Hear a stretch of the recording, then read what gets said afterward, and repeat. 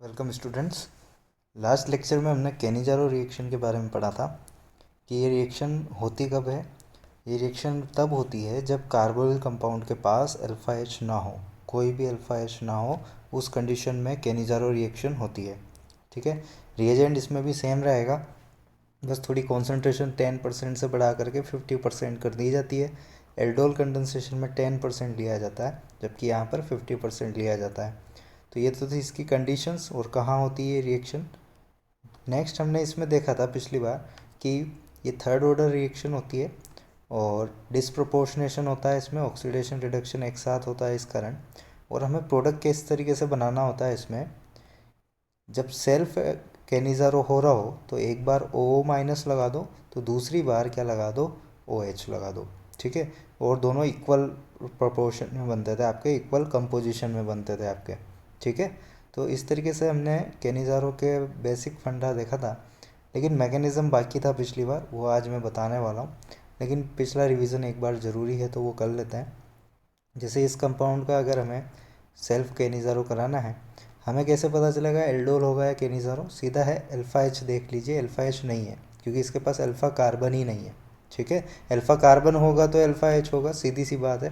तो यहाँ पर केनिज़ारो होगा, और केनिज़ारो कैसे कराते हैं, एक बार ओ माइनस और एक बार ओ एच, इस तरीके से होता है पूरा। ठीक है, अब ये हो कैसे रहा है ये आज मैकेनिज़्म में देखेंगे।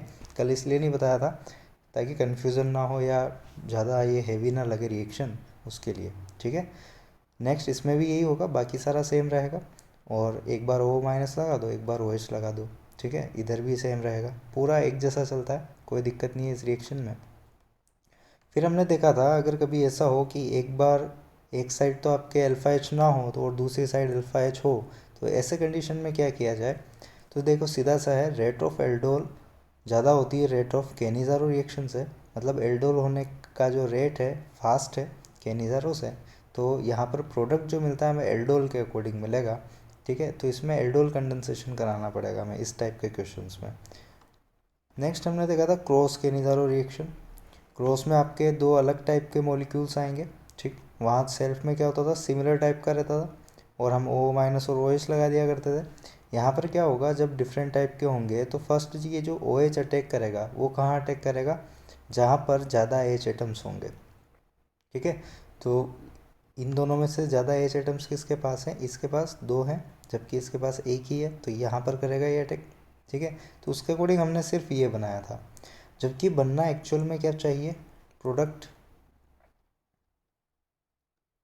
ये बनना चाहिए, सी ओ माइनस लगना चाहिए। एक के पास हमने ओ एच दिया है तो दूसरे के पास क्या लगना चाहिए, सी ओ माइनस। ठीक है, सिमिलरली इधर भी है। यहाँ पर देखिए अगेन आपके दो अलग टाइप के मॉलिक्यूल्स आए और दोनों के पास अल्फ़ा एच नहीं है। ठीक, तो अल्फ़ा एच नहीं है तो हम क्या करवाएंगे, केनिज़ारो रिएक्शन। अब अगेन अटैक कहाँ होगा, यहाँ पर देखिए एच इसके पास एक ही है जबकि इसके पास दो एच है। ठीक, दो एच हैं तो यहाँ पर अटैक होगा इस वाले पे। ठीक है, इस वाले कार्बन पे जाके अटैक करेगा।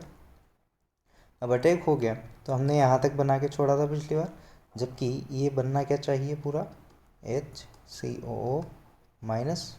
ठीक है, जैसा कि हमने यहाँ पर भी देखा था, ये प्रोडक्ट ऑलरेडी यहाँ दिया गया है और हमें बताना था इसमें सबस्ट्रेट क्या होगा। तो ये किससे बनता है, आपके एच सी एच ओ से बनता है, तो हमने ये बनाया था। यहाँ पर ये डाउट आना भी चाहिए था आपको कि यहाँ पर ये इतना सा बना रखा है जबकि यहाँ पर एच सी ओ माइनस बन रहा है। अब ये होता कैसे वो दिखाना है आज, इसलिए कल ये चीज़ नहीं बताई थी आपको। ठीक है, तो चलिए, और इंट्रामोलिकुलर में भी सेम चीज़ होती थी, सी ओ माइनस और एक बार ओ एच, एक बार सी ओ माइनस एक बार ओ एच। आप नीचे वाले को ओ माइनस बना सकते हैं, कोई दिक्कत नहीं है, तो ऊपर ओ एच लग जाएगा। ओके, तो ये तो था सिंपल सिंपल। अब इसका मैकेनिज़्म बताता हूँ मैं केनिज़ारो का। ये मैकेनिज़्म किसका है, केनिज़ारो रिएक्शन का है। तो देखिए इसमें होता कैसे है, ये सबसे पहले ओ एच माइनस तो अटैक करेगा एज इट इज़, यहाँ तक हमने कल भी देखा था। ये ओ एच माइनस आके अटैक किया यहाँ पर नीचे, ये लग गया ओ एच, और फिर एक बॉन्ड शिफ्ट होना पड़ेगा क्योंकि 5 बॉन्ड नहीं हो सकते कार्बन के, उसकी वजह से, तो ये बॉन्ड शिफ्ट हो जाता है। अब नेक्स्ट स्टेप में क्या होता है, ये नेगेटिव वापस आता है और इस हाइड्राइड को शिफ्ट करता है यहाँ पर।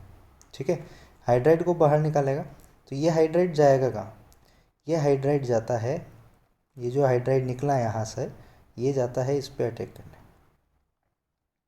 अगेन जो सेल्फ में आपके दो इक्विवेलेंट लेते हैं हम, एक इक्विवेलेंट पे तो ऑलरेडी अटैक हो चुका है, ये दूसरे इक्विवेलेंट पे अगेन अटैक होता है इसके अंदर, ठीक है।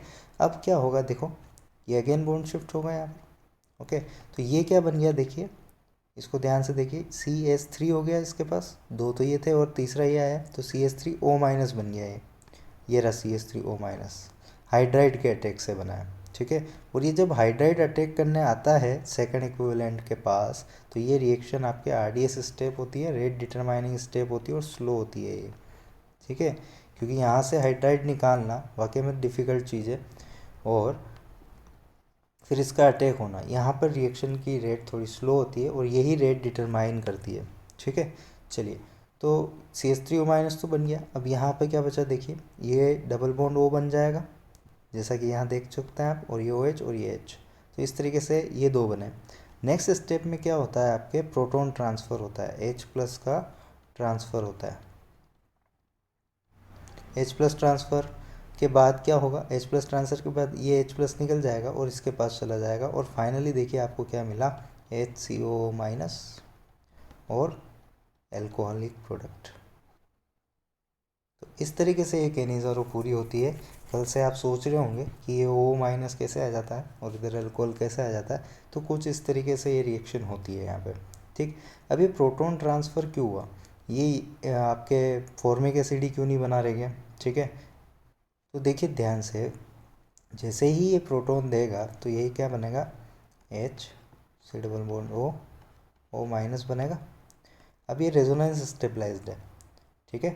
कार्बोक्सिलिक एसिड से ज़्यादा स्टेबल उसका कॉन्जुगेट बेस होता है, ध्यान रखिएगा, ठीक है, क्योंकि वो रेजोनेंस स्टेबलाइज्ड होता है उसकी वजह से। तो ये प्रोटॉन ट्रांसफ़र यहाँ फिजिबल है ना। रिएक्शन फिजिबल भी होना ज़रूरी है, सिर्फ रिएक्शन करवाने से मतलब नहीं होना चाहिए, क्लियर। तो ये था इसका मैकेनिज़्म केनिज़ारो रिएक्शन का, आसान सी रिएक्शन है। अगर आपको मैकेनिज़्म ध्यान नहीं भी रहता है तो सिंपल सा है, O माइनस लगाओ और OH लगाओ, ठीक है, बाकी सारा एज इट इज़ रखो। और जिनको मैकेनिज़्म में इंटरेस्ट है उनको ध्यान रहना चाहिए, ठीक है। और एग्जांपल्स देख लेते हैं केनिज़ारो रिएक्शन के। सिंपल सा है इसका, केनिज़ारो अभी अभी करवाया था हमने, तो एक बार O माइनस लग जाएगा, दूसरी बार अल्कोहल लग जाएगा, ठीक है। सिमिलरली इसके पास भी CO माइनस लग जाएगा और एक बार CH2OH लग जाएगा, सेम है बिल्कुल, कोई डिफरेंस नहीं है किसी में भी। तो केनिज़ारो अब आने लगी होगी मेरे हिसाब से, ठीक है। ये आपके क्रॉस केनिज़ारो के क्वेश्चंस हैं, क्रॉस केनिज़ारो देखिए, इसके पास भी अल्फा एच नहीं है ना, तो अटैक कौन से वाले पे होगा, इस वाले पे होगा, क्योंकि यहाँ पर एच ज़्यादा है, ठीक, यहाँ पर एच ज़्यादा है, तो ये बन जाएगा आपका HCO माइनस अटैक होने के बाद, और यहाँ पर क्या आ जाएगा, जिस पे अटैक नहीं हुआ उस पर एल्कोहल। अगेन इन दोनों में से किसके पास अटैक होगा, इसके ऊपर अटैक होगा तो ये HCO माइनस बनेगा आपका, और इसके ऊपर अटैक नहीं हुआ तो यहाँ पर क्या आएगा, आपके एल्कोहल आएगा, ठीक। तो इस तरीके से तक केनिज़ारो रिएक्शन हमने देख ली थी पिछली बार।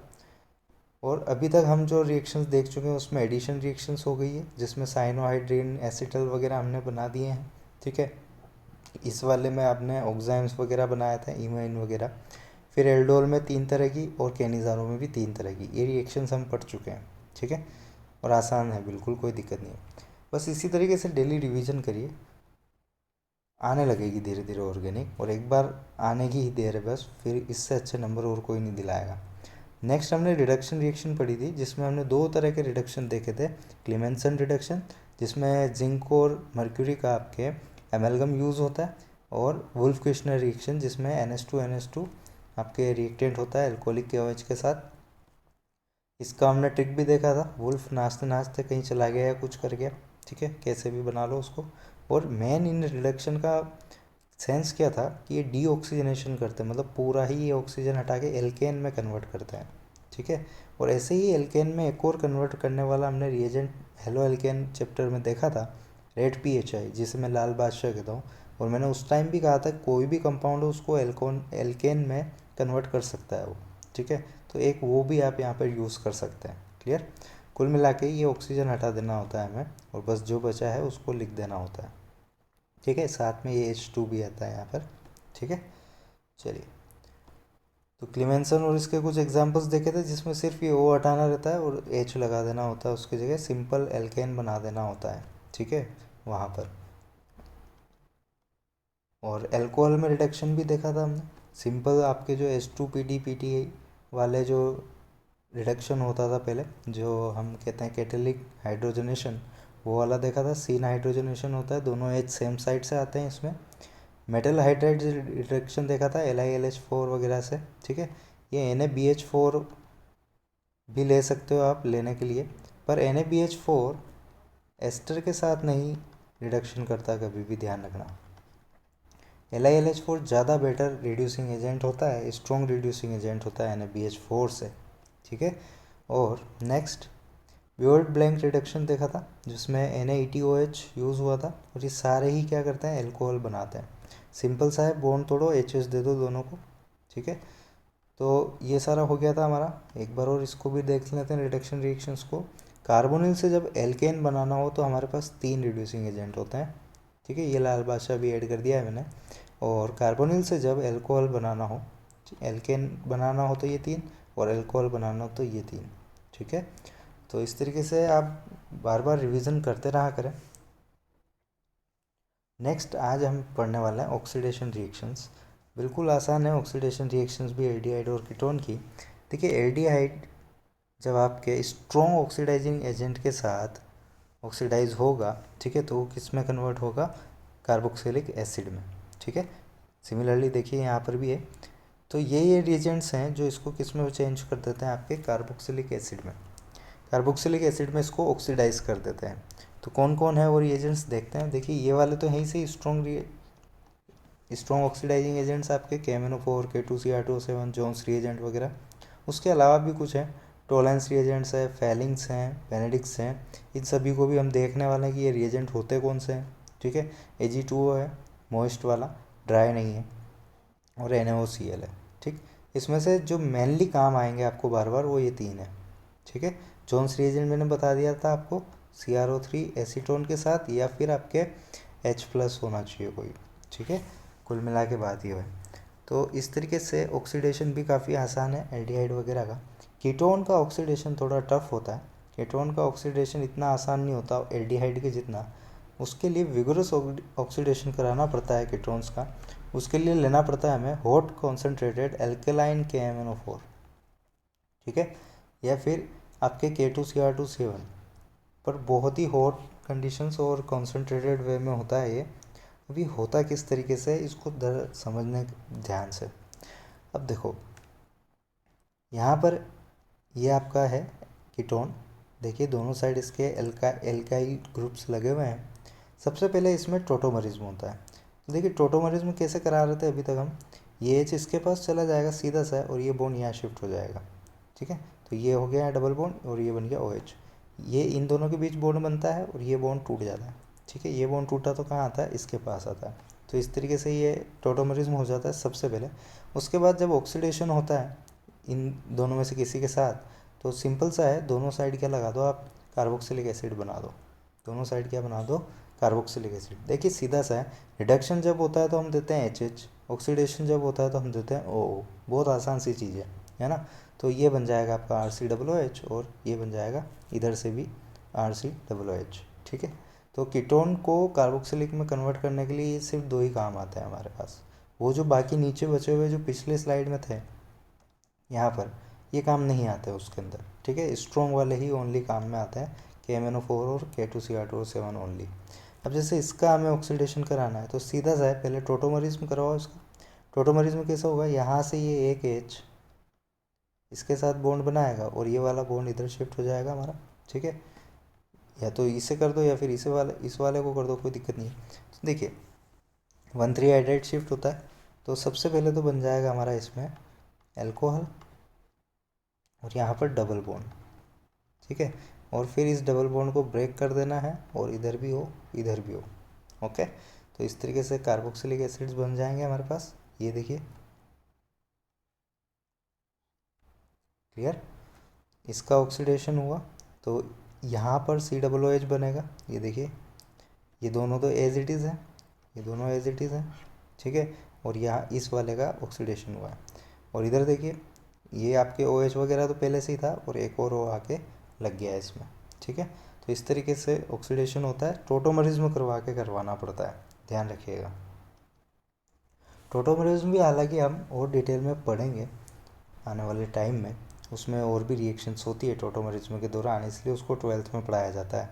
ठीक है, नेक्स्ट हमारी रिएक्शन है हेलोफॉर्म रिएक्शन। ये भी कभी कभी पूछ ली जाती है, ठीक है, लेकिन केनिज़ारो और एल्डोल जितनी नहीं पूछी जाती, फिर भी इम्पोर्टेंट है, पैराग्राफ वगैरह में काफ़ी यूज़ आता है इसका। तो देखते हैं ये हो है क्या। सिंपल सा देखिए, हेलो फॉर्म है यानी हेलोजन्स आने वाले हैं, सीधी सी बात है। तो हेलोजन्स आ गए आपके X2 और NaOH के साथ, ठीक। और देखिए प्रोडक्ट कैसा बन रहा है इसमें, ये जो आपका अल्फा कार्बन पे अल्फा एच थे, सारे के सारे किस में कन्वर्ट हो गए, CH3, है ना, सारे के सारे एच एक्स में कन्वर्ट हो जाता है। ये इसका मेजर प्रोडक्ट है, ठीक है। तो जो अल्फा कार्बन के अल्फा एच होते हैं, वो सारे के सारे एच किस में चेंज हो जाते हैं, आपके एक्स में चेंज हो जाता है। तो देखिए ये हुआ कैसे, सबसे पहले तो वो देखना है हमें। तो देखिए इसमें क्या लिया है, बेस लिया है, अगेन OH माइनस लिया है। ये OH माइनस आके अटैक करता है सबसे पहले इसके ऊपर, ठीक। ये अटैक किया है तो कहाँ जाएगा, ये इधर शिफ्ट होना पड़ेगा इसको, सीधी सी बात है ना। ये इसकी एक्चुअल में देखा जाए तो सेकंड स्टेप है। ये कैसी स्टेप है, इसकी सेकंड स्टेप है ये इसकी। और यहाँ पर ये इसीलिए 3 इक्विवेलेंट में लिया जाता है। पहली स्टेप में भी ये इस पर अटैक करता है, ठीक है। आप अगर देखना चाहते हो तो मैं दिखा देता हूँ आपको, देखिए। और वैसे तो डायरेक्ट ही बना देना है, हमें टाइम वेस्ट नहीं करना है, पर मैकेनिज़्म थोड़ा ध्यान हो तो बहुत अच्छा रहता है। तो देखिए सबसे पहले इस RCOCH3 पे अटैक होता है, OH माइनस इस पर आके अटैक करता है, ठीक है। और ये यहाँ पहुँच जाता है, ठीक। तो क्या बना हमारे पास, RCO minus CH3 and OH, ये बना हमारे पास, ठीक। एक और चीज़, ये बेस है और यहाँ पर एसिडिक एच मौजूद है, तो ये इसको भी तो लेके जा सकता था इस तरीके से, समझिएगा इस बात को। इसका एक एच लेके जा सकता था क्योंकि वो एसिडिक एच है। तो बताओ दोनों में से कौन सी पहले होनी चाहिए, ये वाली होनी चाहिए कि वो वाली होनी चाहिए, ये वाली होती है। हमेशा ध्यान रखिएगा, acid base reaction fraction of second में हो जाती है, तो वो रेट उसकी फास्ट होती है, ये पहले होती है। इसके बाद नंबर आता है इंट्रामोलिकुलर रिएक्शंस का, और लास्ट में आता है फिर इंटरमोलिकुलर रिएक्शन का, रेट वाइज। ये हमेशा ध्यान रखिएगा ऑर्डर, क्लियर है। सारी रिएक्शन के लिए वैलिड है, सारी रिएक्शंस के लिए, जो भी आप पढ़ने वाले हो और जो भी पढ़ चुके हो। तो सबसे पहले ये बनता है इसमें, ठीक। अब ये क्या करता है, ये जो आपके X2 पड़ा हुआ है उसके ऊपर से एक एक्स ले लेगा और एक्स को बाहर निकाल देगा, ठीक। तो अब इसके पास क्या आ जाता है, एक एक्स आ जाता है।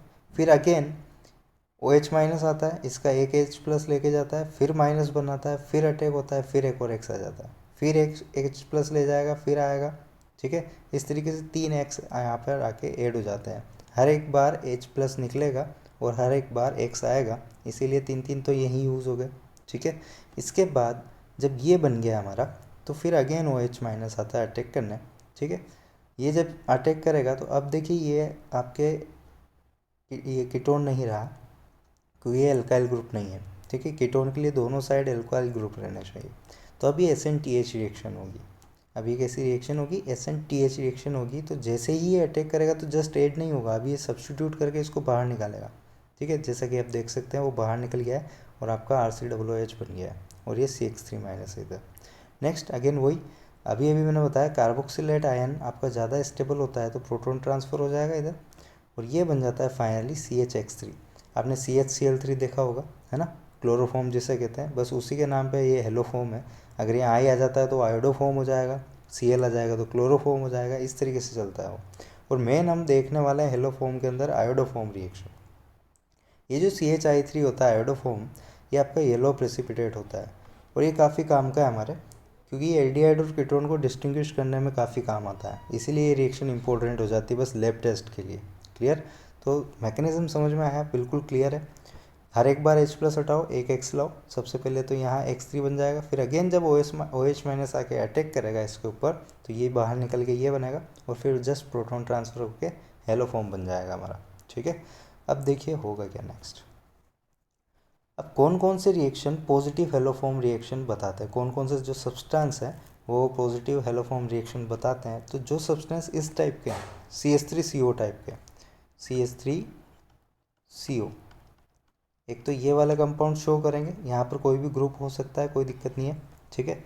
और एक इस टाइप के CH3COH और यहाँ पर कोई ग्रुप हो, ठीक है, इस टाइप से यहाँ पर भी हो सकता है, कोई दिक्कत नहीं है, ठीक है। G' भी हो सकता है, दोनों अलग अलग भी हो सकता है, कोई प्रॉब्लम नहीं। कुल मिला के CH3 आना चाहिए साइड में, इन दोनों चीज़ों के, इन दोनों के साइड में क्या आना चाहिए, CH3 आना चाहिए, ये चीज़। ये अगर नहीं है तो पॉजिटिव हेलोफॉर्म रिएक्शन शो नहीं होगी। साथ ही एक और चीज़, भले ही ये फॉर्म हो, लेकिन अगर इन यहाँ पर ये जो ग्रुप्स लगे हुए हैं उनमें ये वाले ग्रुप्स आ जाते हैं, एसिड डेरिवेटिव ग्रुप्स, तो कोई भी सब्सटेंस फिर ये टेस्ट शो पॉजिटिव शो नहीं करेगा, ठीक है। ये टेस्ट वही शो करेंगे जो एसिड डेरिवेटिव्स ना हो और इस फॉर्म में हो, ठीक है। ये जी आपके ये नहीं होने चाहिए, एसिड डेरिवेटिव्स, एनाहाइड्राइड हुआ, एस्टर हुआ, ठीक है, हेलोजन, एसिड हेलाइड हुआ, अमाइड हुआ, या फिर कार्बोक्सिलिक एसिड हुआ, ठीक है।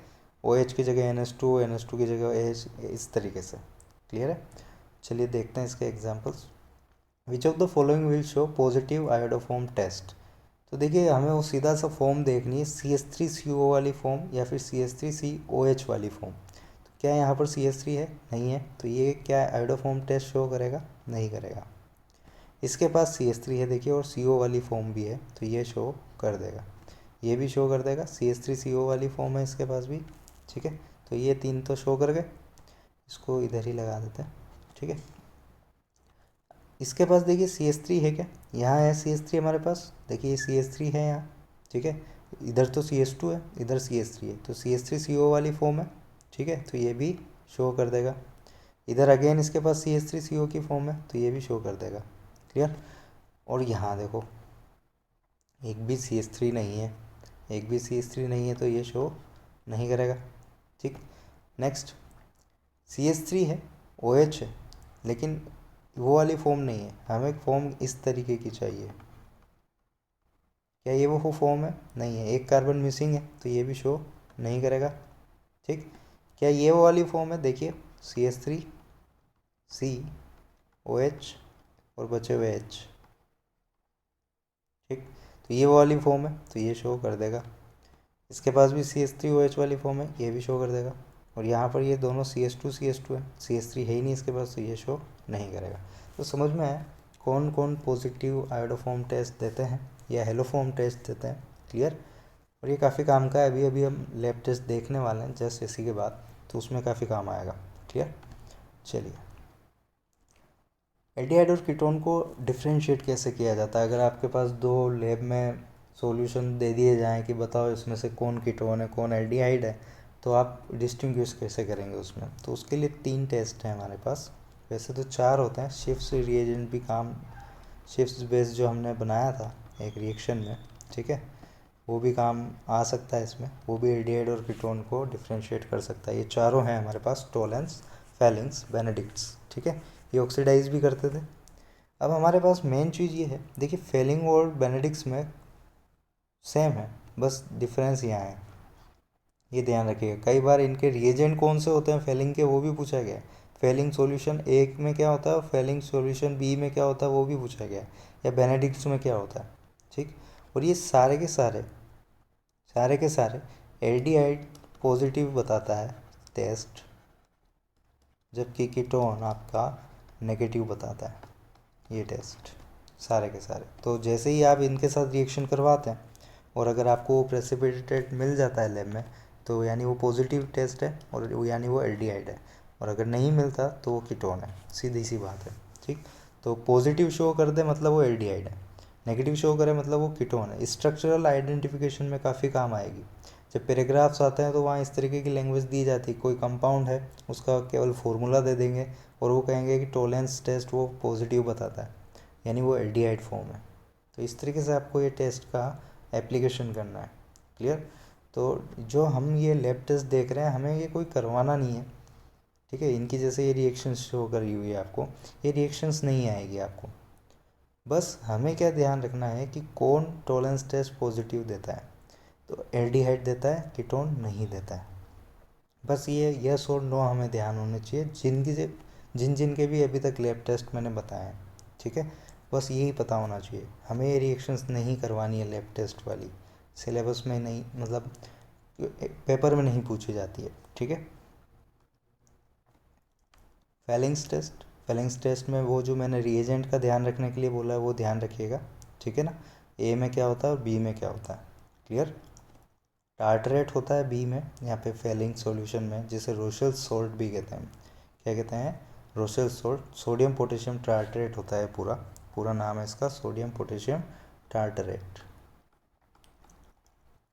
वैसे वो नीचे लिखा हुआ है, अगर नहीं दिख रहा है तो मैंने यहाँ लिख दिया है, क्लियर। तो ये इसका स्ट्रक्चर होता है। खैर ये सब कोई नहीं पूछने वाला, बस ये ध्यान होना चाहिए कि इसमें टार्टरेट वाला होता है जबकि इसमें सिट्रेट वाला होता है आपके बेनेडिक्स में। और यहाँ पे भी वही है, एल्डिहाइड आपके पॉजिटिव शो करेंगे, ठीक है, कीटोन शो नहीं करेगा इसमें, क्लियर। और एरोमेटिक वाले भी शो नहीं करते हैं इसको। नेक्स्ट लेक्चर में हम पढ़ेंगे कुछ और एडिशनल रिएक्शंस जो बहुत ही कम पूछी जाती है, फिर भी पता होना चाहिए। और कुछ प्रैक्टिस क्वेश्चंस करेंगे ताकि ये जो अभी तक हमने पढ़ा है वो और अच्छे से प्रैक्टिस हो जाए और फिर आप थोड़ा शीट अटैम्प्ट कर पाएँ, ठीक है। Thank you.